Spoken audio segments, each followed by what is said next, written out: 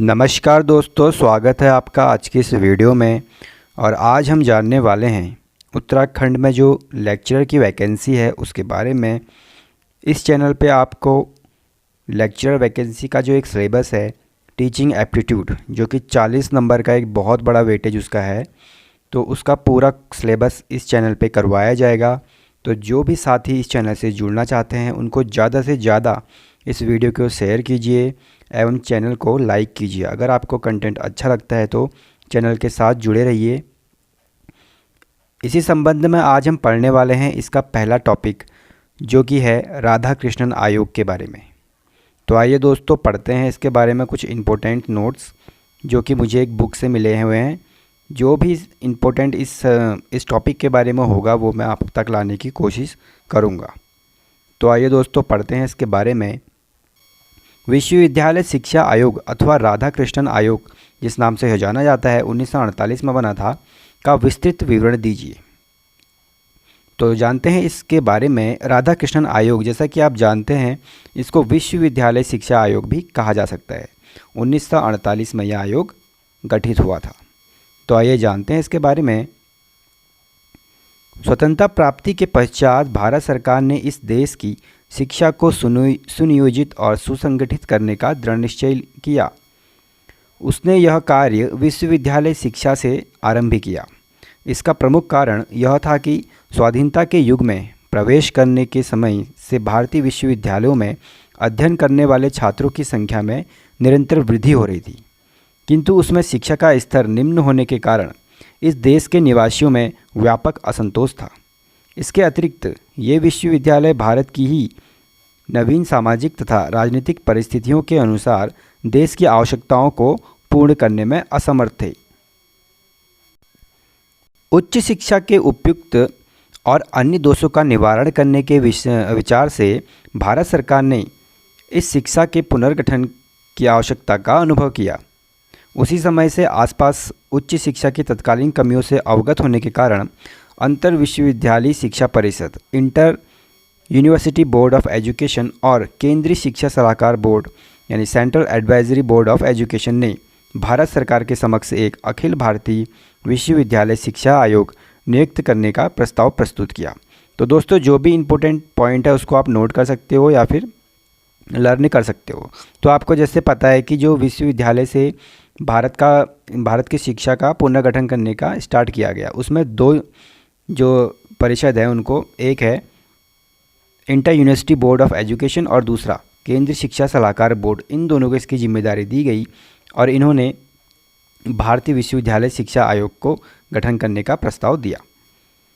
सरकार ने इस प्रस्ताव को मान्यता प्रदान करके 4 नवंबर 1948, जी हाँ इस डेट को आप याद रखना, इसको 4 नवंबर 1948 को विश्वविद्यालय शिक्षा आयोग की नियुक्ति की। इसके अध्यक्ष डॉक्टर सर्वपल्ली राधाकृष्णन थे, अतः उनके नाम से इस आयोग को राधा कृष्णन आयोग या राधा कृष्णन कमीशन भी कहा जाता है। तो यहाँ से आपको 1-2 क्वेश्चन जरूर बन रहे होंगे, इनको आप याद करते हुए चलेंगे। आयोग की नियुक्ति के उद्देश्य, आखिर क्या एम था इस आयोग के नियुक्त होने का। आयोग की नियुक्ति के उद्देश्य स्वयं आयोग के शब्दों में इस प्रकार है: भारतीय विश्वविद्यालय शिक्षा के विषय में रिपोर्ट देना और उन सुधारों एवं विस्तारों के संबंध में सुझाव प्रस्तुत करना जो देश की वर्तमान और भावी आवश्यकताओं के लिए वांछनीय हो। तो ये इस आयोग का मेन मोटिव था कि कैसे ये पूरे विश्वविद्यालय शिक्षा की रिपोर्ट देगा और उसमें क्या क्या सुधार हमको और करनी चाहिए उसके बारे में बताना इसका मुख्य उद्देश्य है। आयोग के जांच के जो विषय है, terms of reference of the commission. आयोग से लगभग 20 विषयों की जांच करने के लिए कहा गया था, जिनमें से मुख्य थे। तो टोटल 20 विषयों की जांच के लिए आयोग को बनाया गया। भारतीय विश्वविद्यालय के संगठन, नियंत्रण, कार्यक्षेत्र व विधान के संबंध में आवश्यक परिवर्तन, ये इसका मुख्य उद्देश्य था। विश्वविद्यालय शिक्षा की अवधि, माध्यम एवं पाठ्यक्रम, प्रादेशिक या अन्य आधार पर अधिक विश्वविद्यालयों की स्थापना। तो ये इनके इम्पोर्टेंट जो मोटिव हैं। नेक्स्ट है भारत में विश्वविद्यालय शिक्षा एवं अनुसंधान कार्य के उद्देश्य: छात्रों के अनुशासन, छात्रावासों, उपकक्षा कार्य, ट्यूटोरियल वर्क आदि का संयोजन। विश्वविद्यालयों एवं उनमें संबद्ध कॉलेजों में शिक्षा व परीक्षा के स्तरों में उन्नयन। तो ये इनके इम्पोर्टेंट मोटिव थे। जो भी आपको लर्न करना है उनको लिखते जाना। विश्वविद्यालयों में धार्मिक शिक्षा के ऊपर भी इसने बात की थी। इनमें से कोई भी क्वेश्चन में आ सकता है कि इस चीज़ की बात कौन से आयोग में की गई, तो इनको आप ज़रूर याद करेंगे जो भी इंपॉर्टेंट लग रहे हैं आपको। अध्यापकों की योग्यता, सेवा दशाएं, वेतन, कार्य व अधिकार, इसके बारे में भी इस आयोग को बैठाया गया। अगर सारांश में बात करें तो आयोग से विश्वविद्यालय शिक्षा के सब अंगों का अध्ययन करने और उनमें सुधार करने के लिए सुझाव देने को कहा गया। आयोग ने इन कार्यों को 1 वर्ष से कम समय में ही समाप्त करके 25 अगस्त 1949 को अपना प्रतिवेदन भारत सरकार को प्रेषित कर दिया। यानी 1 साल भी नहीं लगा और आयोग ने अपनी रिपोर्ट दे दी। 25 अगस्त 1949 को रिपोर्ट सबमिट कर दी। आयोग के सुझाव तथा सिफारिशें। तो इस आयोग के क्या क्या सजेशन थे और क्या क्या रिकमेंडेशंस थी, इसके बारे में जानते हैं। आयोग ने विश्वविद्यालय शिक्षा के सभी अंगों के संबंध में अपने विचार प्रकट किए और उनमें सुधार करने के लिए ठोस सुझाव भी दिए हैं। महत्वपूर्ण अंगों से संबंधित उसके विचारों, सुझावों और सिफारिशों को अलग अलग शीर्षकों के अंतर्गत लेखबद्ध किया गया है। तो जानते हैं इनके क्या क्या एम्स थे। नंबर 1 है विश्वविद्यालय शिक्षा के उद्देश्य। आयोग ने विश्वविद्यालय शिक्षा के निम्नलिखित उद्देश्य बताए हैं। तो नंबर 1 जो उद्देश्य है, स्वतंत्रता प्राप्ति के पश्चात हमारे देश की आर्थिक, सामाजिक और राजनीतिक परिस्थितियों में महान परिवर्तन हुए हैं। इन परिवर्तनों ने हमारे विश्वविद्यालयों के कार्यों एवं उत्तरदायित्व में वृद्धि कर दी है। अतः अब उन्हें राजनीतिक, व्यावसायिक, औद्योगिक व वाणिज्यिक क्षेत्रों में नेतृत्व ग्रहण कर सकने वाले व्यक्तियों का निर्माण करना आवश्यक है। विश्वविद्यालयों को प्रजातंत्र को सफल बनाने के लिए शिक्षा का प्रसार और ज्ञान की खोज कर सकने वाले व्यक्तियों को उत्पन्न करना चाहिए। तो ये इनकी सब सिफारिशें हैं, ये आपको पढ़ना चाहिए। विश्वविद्यालय समाज सुधार के कार्य में महान योग देख सकते हैं, अतः उन्हें दूरदर्शी, बुद्धिमान और बौद्धिक साहस वाले व्यक्तियों, इंटेलेक्चुअल एडवेंचरर्स को जन्म देना चाहिए। तो दोस्तों आप समझ सकते हैं कि 1948 में यह आयोग बना है। उस टाइम की क्या सिचुएशन रही होगी इंडिया की, और क्योंकि उसी टाइम पे हमारा देश आज़ाद हुआ है, तो बिल्कुल भी कोई व्यवस्था उस टाइम पे एक सुसंगठित तरीके से नहीं थी। तो ये पहला आयोग था जो स्वतंत्रता के बाद इस शिक्षा के क्षेत्र में कुछ काम करना चाहता था। विश्वविद्यालयों को अपनी सांस्कृतिक विरासत को विस्तृत नहीं करना चाहिए, अतः उन्हें राष्ट्रीय विरासत को अपनाने वाले और उनमें योगदान देने वाले नव युवकों को तैयार करना चाहिए। आयोग के शब्दों में, हम न्याय, स्वतंत्रता, समानता एवं बंधुता की प्राप्ति द्वारा प्रजातंत्र की खोज में संलग्न है। तो ये आयोग के शब्दों में ये लिखा गया है। ये सेंटेंस भी आ सकता है वहाँ पर। अतः हमारे विश्वविद्यालयों को अनिवार्यतः इन आदर्शों का प्रतीक एवं संरक्षण होना चाहिए। शिक्षा वर्ग की अगर बात की जाए तो टीचिंग स्टाफ। आयोग ने विश्वविद्यालयों के शिक्षकों की दशा में सुधार करने के लिए निम्न सुझाव दिए हैं। शिक्षकों के लिए किराए के निवास स्थानों की विश्वविद्यालय के समीप ही व्यवस्था करनी चाहिए, क्योंकि अगर वो दूर से आएंगे तो कहाँ वो पढ़ा पाएंगे। शिक्षकों को अध्ययन के लिए एक बार में 1 वर्ष का और संपूर्ण सेवा काल में 3 वर्ष का आधे वेतन पर अवकाश दिया जाना चाहिए। तो ये उनके अध्ययन के लिए अवकाश के बारे में बात हो रही है। शिक्षकों को प्रोविडेंट फंड की अधिक उत्तम सुविधा प्रदान की जानी चाहिए, यानी उनको पीएफ मिलना चाहिए। इस फंड में शिक्षक एवं विश्वविद्यालय दोनों को 8% देना चाहिए। शिक्षकों को एक सप्ताह में 18 घंटे पीरियड से अधिक का शिक्षण कार्य नहीं दिया जाना चाहिए, यानी कम से कम एक सप्ताह में 18 घंटे की पढ़ाई करवानी चाहिए। शिक्षकों टीचर्स को 60 वर्ष की अवस्था में अपने पदों से अवकाश दिया जाना चाहिए। अच्छे स्वास्थ्य वाले प्रोफेसर्स को 64 वर्ष की अवस्था तक अपने पदों पर कार्य करने की अनुमति दी जानी चाहिए। One of the important point, शिक्षण के स्तर की अगर बात की जाए तो आयोग ने कॉलेजों और विश्वविद्यालयों में शिक्षण स्तर की उन्नयन करने के लिए निम्नलिखित सिफारिश की है। कॉलेजों और विश्वविद्यालयों में परीक्षा दिवसों को छोड़कर 1 वर्ष में कम से कम 180 दिन शिक्षण कार्य किया जाना चाहिए। छात्रों की बढ़ती हुई भीड़ को रोकने के लिए शिक्षण विश्वविद्यालयों में 3000 और उनमें संबद्ध कॉलेजों में 1500 से अधिक छात्र नहीं होने चाहिए। स्नातकोत्तर यानी पोस्ट ग्रेजुएट कक्षाओं के विद्यार्थियों को व्याख्यानों में उपस्थित होने के लिए विवश नहीं किया जाना चाहिए। स्नातकोत्तर कक्षाओं में विचार गोष्ठियों यानी सेमिनार्स का आयोजन किया जाना चाहिए। शिक्षकों के व्याख्यान परिश्रम और सावधानी से तैयार किए जाने चाहिए। उनके व्याख्यानों की पूर्ति के लिए लिखित कार्य, ट्यूटोरियल, कक्षाओं, पुस्तकालयों में अध्ययन की व्यवस्था की जानी चाहिए। तो ये इनके इम्पोर्टेंट पॉइंट है। अगर कोई समझ में नहीं आ रहा है तो उसको मैं एक्सप्लेन करूँगा। परीक्षाओं के स्तर को ऊंचा उठाने के लिए प्रथम, द्वितीय और तृतीय श्रेणी के लिए न्यूनतम प्राप्तांक क्रमश 70, 55, 40% होना चाहिए। तो 70% पे कह रहा है कि फर्स्ट डिवीज़न, 55 पे सेकंड और 40 पे थर्ड डिवीज़न देने की इन्होंने बात की है उस टाइम पे। पाठ्यक्रम, कोर्स ऑफ स्टडी। आयोग के पाठ्यक्रम संबंधी विचार निम्नलिखित हैं। तो ये सिलेबस के बारे में ये बोलता है कि स्नातकोत्तर उपाधि स्नातक बनने के 2 वर्ष पश्चात और ऑनर्स कोर्स के 1 वर्ष पश्चात दी जानी चाहिए। शिक्षा के विभिन्न क्षेत्रों में सामान्य और विशेषीकृत शिक्षा से समन्वय स्थापित किया जाना चाहिए। स्नातक की उपाधि प्राप्त करने के लिए अध्ययन की अवधि 3 वर्ष की होनी चाहिए, जो कि अभी भी है। कॉलेजों और विश्वविद्यालयों में उन्हीं छात्रों को प्रवेश दिया जाना चाहिए जो 12 वर्ष की विद्यालय शिक्षा समाप्त कर चुके हों। विशेषीकृत शिक्षा यानी स्पेशलाइजेशन के दोषों का निवारण करने के लिए विश्वविद्यालयों और माध्यमिक स्कूलों में सामान्य शिक्षा के सिद्धांतों एवं प्रयोग, theory and practice of general education का शिक्षण आरंभ किया जाना चाहिए। शिक्षा का माध्यम, आखिर क्या मीडियम हो एजुकेशन का। आयोग ने सब राज्यों और जातियों की भाषाओं पर विचार करने के बाद शिक्षा के माध्यम के विषय में निम्नलिखित विचार व्यक्त किए हैं। नंबर 1 है, संघीय भाषा के लिए केवल देवनागरी लिपि का प्रयोग किया जाना चाहिए और इस लिपि के दोषों को यथाशीघ्र दूर किया जाना चाहिए। संघीय और प्रादेशिक भाषाओं का विकास करने के लिए शीघ्र ही ठोस कदम उठाए जाने चाहिए। प्रादेशिक भाषा मतलब जो भी मातृभाषा हमारी है। फिर ये कहता है कि उच्च शिक्षा का माध्यम अंग्रेजी के बजाय प्रादेशिक भाषाएं होनी चाहिए। तो मदर टंग की बात करता है यह आयोग, पर संघीय भाषा हिंदी को शिक्षा का माध्यम बनाने की स्वतंत्रता होनी चाहिए।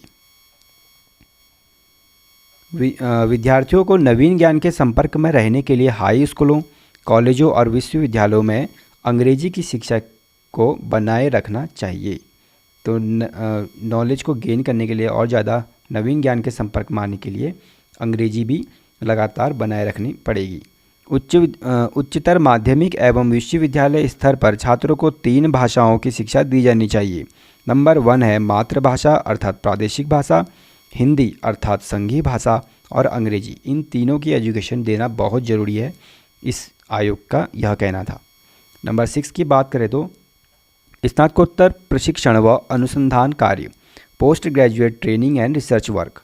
आयोग ने विश्वविद्यालयों में स्नातकोत्तर प्रशिक्षण और अनुसंधान कार्य के स्तरों को ऊंचा उठाने के लिए निम्नलिखित सुझाव दिए हैं। तो इसकी बात करें तो स्नातकोत्तर कक्षाओं में छात्रों को प्रवेश अखिल भारतीय स्तर पर दिया जाना चाहिए और छात्रों एवं शिक्षकों में घनिष्ठ व्यक्तिगत संबंध स्थापित किए जाने चाहिए। एमएससी एवं पीएचडी के छात्रों को शिक्षा मंत्रालय द्वारा बड़ी संख्या में छात्रवृत्तियां दी जानी चाहिए। यह आयोग इसके ऊपर बात करता है। स्नातकोत्तर कक्षाओं के पाठ्यक्रमों में एक विशेष विषय के उच्च अध्ययन एवं अनुसंधान की विधियों के प्रशिक्षण को स्थान दिया जाना चाहिए। डी.लिट और डीएससी उपाधियां केवल उच्च कोटि के मौलिक एवं प्रकाशित कार्यों पर दी जानी चाहिए।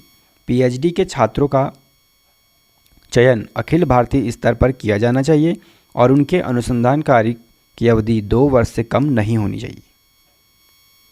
परीक्षाओं के विषय में, जो कि सबसे इम्पोर्टेंट है, इसके विषय में यह आयोग कहता है कि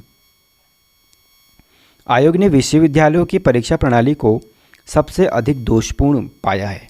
अतः आयोग ने यह विचार प्रकट किया है, हमें इस बात का विश्वास है कि यदि हमसे विश्वविद्यालय शिक्षा में केवल एक बात के बारे में सुझाव देने के लिए कहा जाए तो वह सुझाव परीक्षाओं के संबंध में होगा। तो यानी जो आयोग है उसने एग्जामिनेशन का जो सिस्टम है उसके ऊपर बहुत ज़्यादा जोर दिया है। इन परीक्षाओं को दोष मुक्त कराने के लिए आयोग ने निम्नलिखित सिफारिश की है। त्रिवर्षीय डिग्री कोर्स की परीक्षा 3 वर्ष पश्चात न ली जाकर प्रत्येक वर्ष के अंत में ली जानी चाहिए। तो ये कहता है कि एक साथ 3 साल का एग्ज़ाम ना लेके हर ईयर में एग्ज़ाम होना चाहिए। यह परीक्षा स्वतः पूर्ण इकाइयों सेल्फ कंटेन यूनिट्स में ली जानी चाहिए और छात्रों के लिए प्रत्येक इकाई अर्थात प्रति वर्ष की परीक्षा में उत्तीर्ण होना अनिवार्य होना चाहिए। छात्रों की प्रगति का मूल्यांकन करने के लिए यथाशीघ्र वस्तुनिष्ठ प्रगति परीक्षाओं का कुलक set of objective progressive test तैयार किए जाने चाहिए। सब विश्वविद्यालयों की सब परीक्षाओं में कृपांक ग्रेस मार्क्स देने की पद्धति समाप्त कर दी जानी चाहिए। तो ग्रेस मार्क्स को समाप्त करने के चक्कर में यह आयोग था। परीक्षाओं के स्तर का उन्नयन करने के लिए प्रथम, द्वितीय व तृतीय श्रेणी के न्यूनतम प्राप्तांक क्रमशः 70, 55 एवं 40% होने चाहिए। प्रत्येक विश्वविद्यालय में कम से कम 5 वर्ष के शिक्षण का अनुभव रखने वाले 3 सदस्यों का एक पूर्णकालीन बोर्ड संगठित किया जाना चाहिए। इस बोर्ड के निम्नलिखित 3 मुख्य कार्य होने चाहिए। नंबर 1, विश्वविद्यालयों एवं उनमें संबद्ध कॉलेजों के शिक्षकों को वस्तुनिष्ठ कक्षाओं की नवीन योजनाएं बनाने में सहायता देना।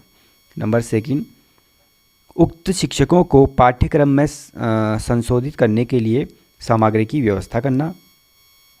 और 3, यह कहता है कि संबद्ध कॉलेजों के छात्रों की प्रगति का समय समय पर प्रगति परीक्षाओं द्वारा मूल्यांकन करना, यानी ये इम्प्रूवमेंट टेस्ट के ऊपर भी बात करता है। व्यावसायिक शिक्षा यानी जो प्रोफेशनल हमारी एजुकेशन होती है उसके बारे में आयोग कहता है कि आयोग ने व्यावसायिक शिक्षा के महत्व को स्वीकार किया है और उसके विभिन्न अंगों के संबंध में अपनी सिफारिशों को लिखित रूप में प्रदान किया है। नंबर 1, तो प्रोफेशनल एजुकेशन में कृषि को सबसे पहले कहता है कि छात्र को कृषि का प्रत्यक्ष और व्यवहारिक ज्ञान प्रदान करने के लिए ग्रामीण क्षेत्रों में कृषि शिक्षा की संस्थाओं की स्थापना की जानी चाहिए। कृषि के नवीन कॉलेजों को यथासंभव नवीन ग्रामीण विश्वविद्यालयों से संबद्ध किया जाना चाहिए। प्राथमिक, माध्यमिक एवं उच्च शिक्षा में कृषि की शिक्षा को सर्वप्रथम स्थान दिया जाना चाहिए। कृषि अनुसंधान कार्य के लिए केंद्रीय व राज्य सरकारों द्वारा प्रयोगात्मक फॉर्म एक्सपेरिमेंटल फॉर्म्स खोले जाने चाहिए। कृषि के वर्तमान कॉलेजों को उदारतापूर्वक आर्थिक सहायता देकर अधिक साधन संपन्न बनाया जाना चाहिए। फिर कॉमर्स की बात की जाए तो बीकॉम की शिक्षा प्राप्त करते समय छात्रों को 3 या 4 प्रकार की विभिन्न व्यावसायिक फर्मों में व्यवहारिक कार्य करने का अवसर दिया जाना चाहिए। यानी प्रैक्टिकल नॉलेज पे यह आयोग बहुत अधिक जोर देता है। बीकॉम परीक्षा में उत्तीर्ण होने वाले छात्रों को किसी विशेष शाखा में विशेषज्ञ बनने का परामर्श दिया जाना चाहिए। एमकॉम में केवल विशेष योग्यता रखने वाले छात्रों को अध्ययन करने की अनुमति दी जानी चाहिए। इस परीक्षा में पुस्तकीय ज्ञान की अपेक्षा व्यवहारिक ज्ञान पर अधिक बल दिया जाना चाहिए। और फिर अगर हम बात करें शिक्षण की, तो टीचिंग कैसी हो, प्रशिक्षण कॉलेजों के पाठ्यक्रम में संशोधन एवं सुधार किया जाना चाहिए और पुस्तकीय ज्ञान की अपेक्षा अध्यापन के अभ्यास पर अधिक बल दिया जाना चाहिए। प्रशिक्षण कॉलेजों में अधिकांश अध्यापक वही होने चाहिए जो स्कूलों में पढ़ाने का पर्याप्त अनुभव प्राप्त कर चुके हों। छात्र अध्यापकों के वार्षिक कार्य का मूल्यांकन करने के समय उनकी शिक्षण योग्यता को विशेष महत्व दिया जाना चाहिए। एमएड की डिग्री के लिए केवल उन्हीं व्यक्तियों को प्रोत्साहित किया जाना चाहिए जो कुछ वर्षों का शिक्षण अनुभव प्राप्त कर चुके हों, उन्हीं को एमएड के लिए अप्लाई करना चाहिए। शिक्षा सिद्धांत के पाठ्यक्रम को लचीला एवं स्थानीय परिस्थितियों के अनुकूल बनाया जाना चाहिए। यानी हमारे जो इन्वायरमेंट है उसके अकॉर्डिंग हमारी शिक्षा सिद्धांत तो होनी चाहिए। इसके ऊपर यह आयोग बात करता है। और नेक्स्ट, इंजीनियरिंग और टेक्नोलॉजी के विषय में यह कहता है कि वर्तमान इंजीनियरिंग एवं टेक्नोलॉजी की संस्थाओं को देश की राष्ट्रीय संपत्ति समझा जाना चाहिए और उनकी उपयोगिता में वृद्धि की जानी चाहिए। देश की विभिन्न आवश्यकताओं को पूर्ण करने के लिए इंजीनियरिंग की विभिन्न शाखाओं में विभिन्न प्रकार की संस्थाओं का शिलान्यास किया जाना चाहिए। उच्च व्यावसायिक शिक्षा प्रदान करने के लिए टेक्नोलॉजिकल संस्थाओं की शीघ्र से शीघ्र सृष्टि की जानी चाहिए। फोरमैन, ड्राफ्ट्समैन और ओवरसियरों को शिक्षा देने वाले इंजीनियरिंग स्कूलों की संख्या में वृद्धि करने के लिए कदम उठाए जाने चाहिए। तो टेक्नोलॉजी के ऊपर भी यह आयोग बात करता है। इंजीनियरिंग के स्कूलों एवं कॉलेजों में शिक्षा ग्रहण करने वाले छात्रों को कारखानों में कार्य करने, व्यवहारिक ज्ञान प्राप्त करने का पूर्ण अवसर दिया जाना चाहिए। लॉ एजुकेशन के ऊपर आयोग कहता है कि कानून का अध्ययन करने की आज्ञा केवल उन्हीं छात्रों को दी जानी चाहिए जो 3 वर्ष के पूर्व कानूनी एवं सामान्य डिग्री कोर्स को प्राप्त कर चुके हों। उन्हीं को लॉ की एजुकेशन देने की बात आयोग करता है। कानून के विद्यार्थियों को अपने अध्ययन काल में अन्य डिग्री कोर्स लेने की अनुमति केवल विशेष परिस्थितियों में प्रदान की जानी चाहिए। प्रत्येक स्थान को कानून की कक्षाओं से कानून संबंधी अनुसंधान की व्यवस्था होनी चाहिए। कानून के विशेष विषयों के पाठ्यक्रम की अवधि 3 वर्ष की होनी चाहिए। कानून के अध्यापकों में पूर्णकालीन और अल्पकालीन दोनों प्रकार के अध्यापक नियुक्त किए जाने चाहिए। तो इसमें दोनों टाइप के टीचर नियुक्त होने चाहिए। चिकित्सा के क्षेत्र में यह कहता है कि प्रत्येक मेडिकल कॉलेज में योग्य अध्यापक और प्रचुर शिक्षण सामग्री होनी चाहिए, क्योंकि जब तक शिक्षण सामग्री ही नहीं होगी हमारे कॉलेजेस में तो कैसे स्टूडेंट पढ़ेंगे। स्नातक पूर्व और स्नातकोत्तर कक्षाओं के विद्यार्थियों को ग्रामीण क्षेत्रों में प्रशिक्षण दिया जाना चाहिए। किसी भी मेडिकल कॉलेज में 100 से अधिक छात्रों को प्रवेश नहीं दिया जाना चाहिए। इसके ऊपर यह आयोग बात करता है। देसी चिकित्सा पद्धतियों में अनुसंधान कार्य के लिए सुविधाएं प्रदान की जानी चाहिए। मेडिकल कॉलेज में अध्ययन करने वाले प्रत्येक छात्र के लिए 10 रोगी होने चाहिए प्रैक्टिकल्स के लिए। फिर रिलीजियस एजुकेशन यानी धार्मिक शिक्षा के ऊपर भी इस आयोग ने बात की हुई है। आयोग ने अपने प्रतिवेदन में यह मत अंकित किया है कि यद्यपि भारत धर्मनिरपेक्ष राज्य है, तथापि इसका अभिप्राय यह नहीं कि शिक्षा संस्थाओं में धार्मिक शिक्षा नहीं दी जा सकती है। इसका अभिप्राय धार्मिक कट्टरता और संकीर्णता का निषेध करना है, न कि व्यक्तिगत धार्मिक स्वतंत्रता का। तो ये कहता है कि कट्टरता धर्म के ऊपर नहीं होनी चाहिए, लेकिन सबको धार्मिक रूप से स्वतंत्रता देने की आयोग यह बात करता है। अपने इन विचारों के आधार पर आयोग ने धार्मिक शिक्षा के विषय में अनेक व्यवहारिक सुझाव दिए हैं, जैसे कि सब शिक्षा संस्थाओं को अपना दैनिक कार्य कुछ मिनट के मौन चिंतन के पश्चात आरंभ करना चाहिए। डिग्री कोर्स के द्वितीय वर्ष में विषय के प्रसिद्ध धार्मिक ग्रंथों में से सार्वभौमिक महत्व के कुछ चुने हुए भाग पढ़ाए जाने चाहिए, जिनका सार्वभौमिक महत्व हो, यानी जो हर जगह सत्य हो, ऐसी चीज़ों को बताना चाहिए स्टूडेंट को। डिग्री कोर्स के प्रथम वर्ष में विश्व के सुप्रसिद्ध धार्मिक नेताओं की जीवनियाँ पढ़ाई जानी चाहिए, जैसे बुद्ध, ईसा, गांधी, शंकर, कबीर, नानक, माधव, सुकरात, रामानुज, मोहम्मद एवं कन्फ्यूशियस। तो इन सब के बारे में पढ़ाना चाहिए, क्योंकि ये उस टाइम की ग्लोबल पर्सनैलिटीज़ थी। डिग्री कोर्स के तृतीय वर्ष में धर्म दर्शन यानी फिलोसॉफी ऑफ एजुकेशन की मुख्य समस्याएं पढ़ाई जानी चाहिए। तो धार्मिक शिक्षा पर यह आयोग इन चीज़ों के बारे में बात करता है। छात्र क्रियाएं व कल्याण। आयोग का कथन है, छात्र का निर्माण विश्वविद्यालय के लिए नहीं वरन विश्वविद्यालय का निर्माण छात्र के लिए होता है, अतः विश्वविद्यालय के प्रत्येक संभव प्रयास व उपाय के छात्रों की शारीरिक, मानसिक व आध्यात्मिक शक्तियों का पूर्णतम और अधिकतम विकास करना चाहिए। अपनी इस धारणा के अनुसार आयोग ने छात्रों की क्रियाओं और कल्याण के लिए अधोलिखित सुझाव उपस्थित किए हैं।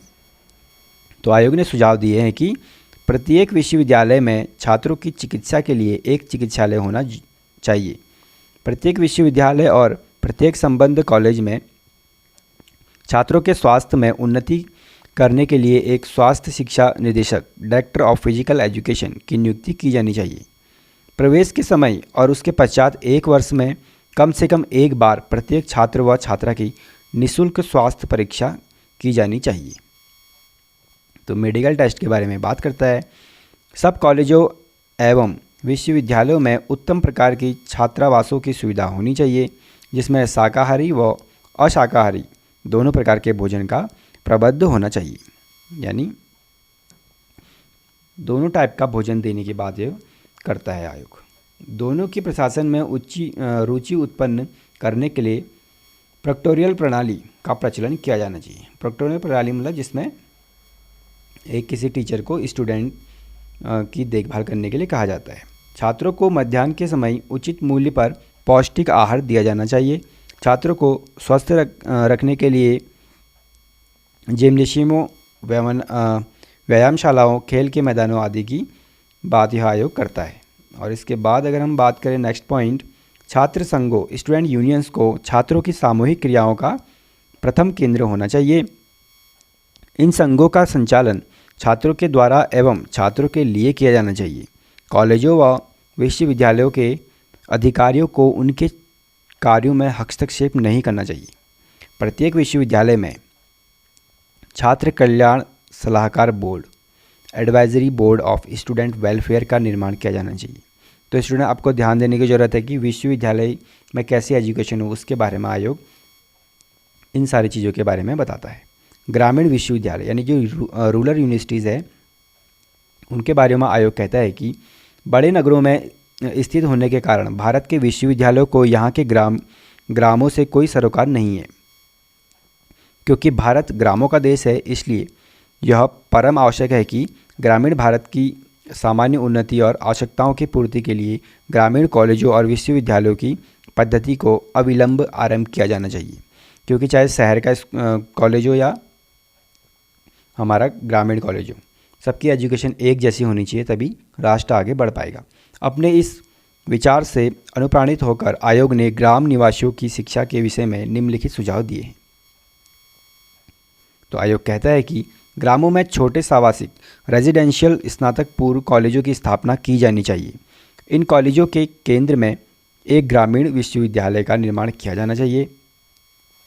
सब कॉलेजों के लिए पृथक अध्यापक होने चाहिए, किंतु एक विश्वविद्यालय से संबद्ध अधिक से अधिक कॉलेजों के लिए पुस्तकालयों, प्रयोगशालाओं, चिकित्सालयों, खेल के मैदानों आदि की व्यवस्था एक ही स्थान पर होनी चाहिए। ग्रामीण कॉलेजों में स्नातक पूर्व शिक्षा ग्रहण करने वाले विद्यार्थियों को विश्वविद्यालय या व्यावसायिक स्कूल में किसी विशेष विषय का अध्ययन करने की सुविधा होनी चाहिए। एक कॉलेज के छात्रों की संख्या लगभग 300 और विश्वविद्यालय एवं उसमें संबद्ध सब कॉलेजों की छात्रों की संख्या 2500 से अधिक नहीं होनी चाहिए। ग्रामीण कॉलेजों का प्रमुख उद्देश्य विद्यार्थियों को सामान्य शिक्षा देना और उनकी व्यक्तिगत रुचियों एवं मनोवृत्तियों का अधिकतम विकास करना होना चाहिए। तो फ्रेंड्स, ये थे इम्पोर्टेंट जो इन्फॉर्मेशन है राधा कृष्णन आयोग के बारे में, जिसे कि हम विश्वविद्यालय आयोग भी कहते हैं। तो दोस्तों, अब जान लेते हैं राधा कृष्णन आयोग का क्या प्रभाव पड़ा, क्या इम्पैक्ट पड़ा इसका भारत की शिक्षा व्यवस्था पर। तो सबसे पहला पॉइंट इसमें जो है 1953 में यूजीसी का गठन हुआ और 1956 में उच्च शिक्षा के उत्थान के लिए इसे स्वायत्त दर्जा दिया गया। तो ये राधा कृष्णन आयोग की वजह से ही हुआ था। उसके बाद 1954 में सरकार ने एक ग्रामीण उच्च शिक्षा समिति की स्थापना की और ग्रामीण शिक्षा का आयोजन करने की जिम्मेदारी दी। यह भी इसका एक इम्पैक्ट था। इसके बाद देखते हैं इस आयोग के सुझाव पर कृषि, वाणिज्य, इंजीनियरिंग, चिकित्सा, कानून और शिक्षक प्रशिक्षण लगभग सभी क्षेत्रों में स्वतंत्र महाविद्यालयों की स्थापना हुई, जो कि इसका एक बहुत बड़ा इम्पैक्ट देखने को मिला। इस आयोग के सुझाव पर अधिकांश विश्वविद्यालयों ने 3 वर्ष का डिग्री पाठ्यक्रम, 2 वर्ष का स्नातकोत्तर पाठ्यक्रम और अनुसंधान के लिए न्यूनतम 2 वर्ष की शुरुआत की। यह भी इसका महत्वपूर्ण इम्पैक्ट था। इसके बाद देखते हैं विश्वविद्यालयों और महाविद्यालयों में एनसीसी 1948 और एनएसएस 1969 की शुरुआत की गई। यह भी इसका एक महत्वपूर्ण इम्पैक्ट था और आपको याद रखना है कि इनकी शुरुआत कब की गई थी। इसके बाद नेक्स्ट पॉइंट है विश्वविद्यालय और महाविद्यालय के शिक्षकों के वेतनमान बढ़ाए गए और उनकी सेवा की स्थिति में सुधार हुआ। यह भी इसका एक इम्पोर्टेंट पॉइंट था। इसके बाद नेक्स्ट पॉइंट है विश्वविद्यालय और महाविद्यालयों में छात्र कल्याण कार्यक्रम जैसे हॉस्टल, कैंटीन, चिकित्सा और स्वास्थ्य सुविधाएं आदि शुरू की गई। तो ये थे इसके इम्पोर्टेंट जो भी इम्पैक्ट इसका भारत की शिक्षा व्यवस्था पर पड़ा था। अगर आपको इन्फॉर्मेशन अच्छी लगे तो प्लीज़ चैनल को लाइक एवं सब्सक्राइब जरूर करें। Thank you.